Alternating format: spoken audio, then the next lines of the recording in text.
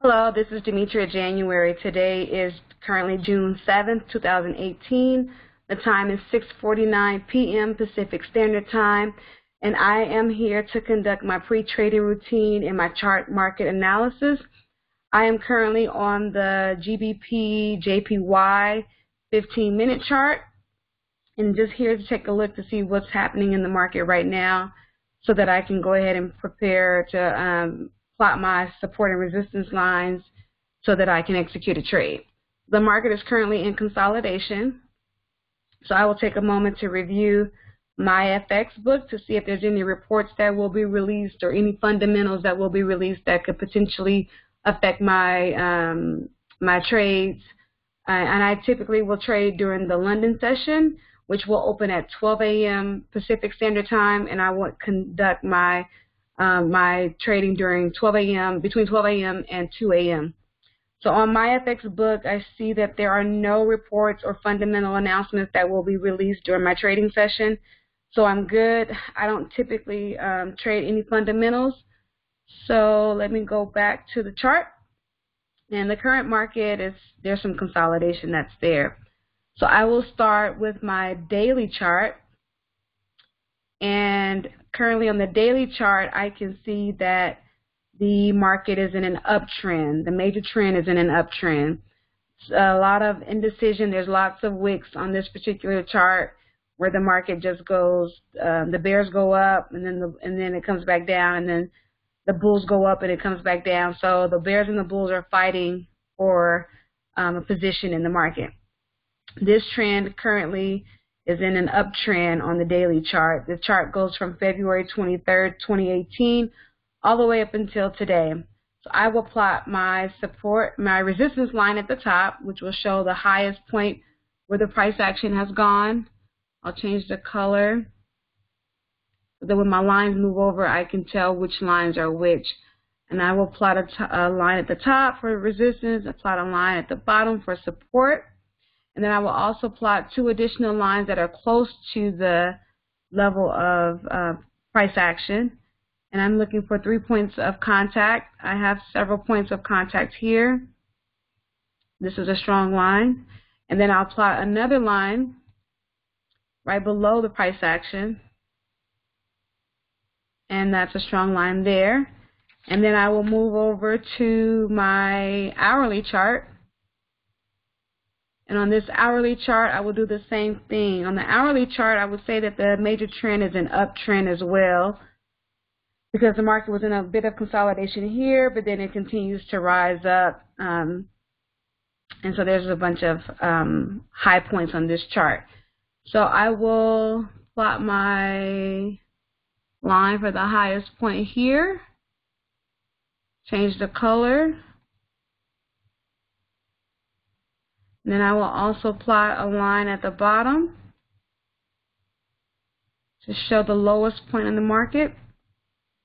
And I will do the same thing by plotting another support and resistance line above the current price action. And I cannot use this candlestick here because it's still active, so I have to plot the line. Let me use the candlestick prior to that. I think this is going to be a good one here. Yes, I'll leave it there. And it moved a little bit.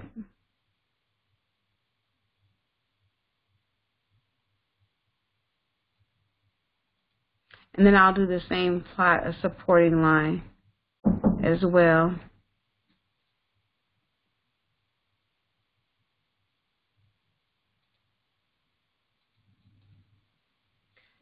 And then let me go to the 15-minute chart. And the 15-minute chart is where I will execute my trade. And I will plot my Fibonacci lines. The Fibonacci lines will go from left to right, either body to body or wick to wick or wick to body. And it has to be at the end of a downtrend or at the end of an uptrend. And it will be at the lowest point to the highest point, or vice versa, the highest point to the lowest point. So here, the market is, I would say the major trend is consolidation, because there's consolidation here. although it does take a dip there and then goes up, another dip and goes up. But the major trend on this chart, I would say, is consolidation. I'm going to plot my fib line at the highest point here. Well, that's consolidation. I'm going to take it here. Let me zoom out a bit. I don't like that one. So I'm going to plot my fib line here to the lowest point on the chart. Take my fib line. And this is the beginning of a downtrend. And this is the lowest point here. And I'm looking for several points of connection to see if I have a strong level. I like that line there. This is a good one.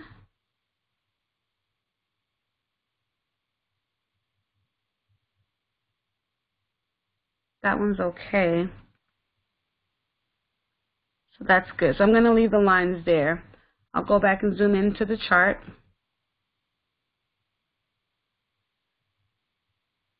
And so my lot size is 0.05, and whenever I have, so this line here is too close. I'm going to go ahead and delete it. I don't need two lines there. Whenever they're too close, I will delete it. I don't like my charts to be too many lines on them. So I like to have no less than 10 pips in between the two lines. So if I have more than 10, I try to add additional lines for support and resistance if I can, without having the chart to be too many lines here. So I need one here, and I will change the color.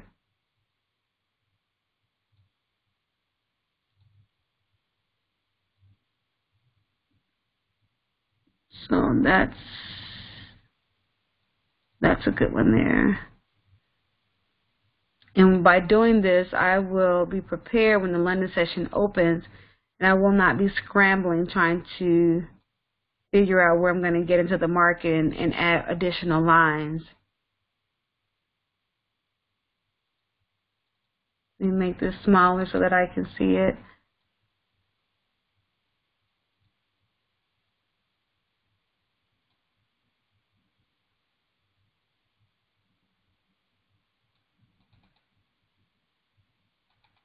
I need one come down here.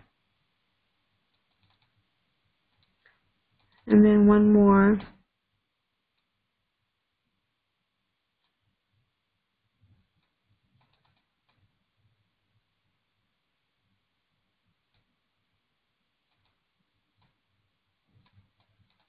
That's a good one. Okay. So I have several lines that are on here, and I should be okay.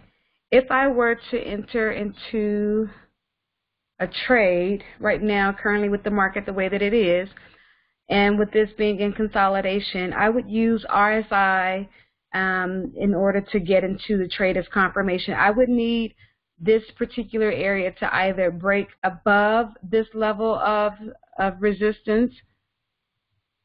And I'm going to delete this line. That's only 3 pips away. I don't need that line there, so I'll remove that. So if I were going to get into a trade now, I would wait for the candlesticks to break above this area here of 147.366, and I would need it to be a minimum of 10 pips to get into a trade, and I would use RSI as confirmation. Or I would wait for it to break below this level here, the 147.281, and I will wait for it to break below that and use RSI as well, 45 and below, to get into a sell, and it would have to be 55 and above to get into a buy. Or I would wait for strong volume. If the volume was strong enough and it was a bullish candlestick, I would enter into a buy. If it was a bearish candlestick, I would enter into a sell. But either way, I would need it to break up below this line here to get into a sell, and I would need it to break above this line here with strong volume, not just pip action, pipette, but also pip action. And this concludes my pre-trading routine.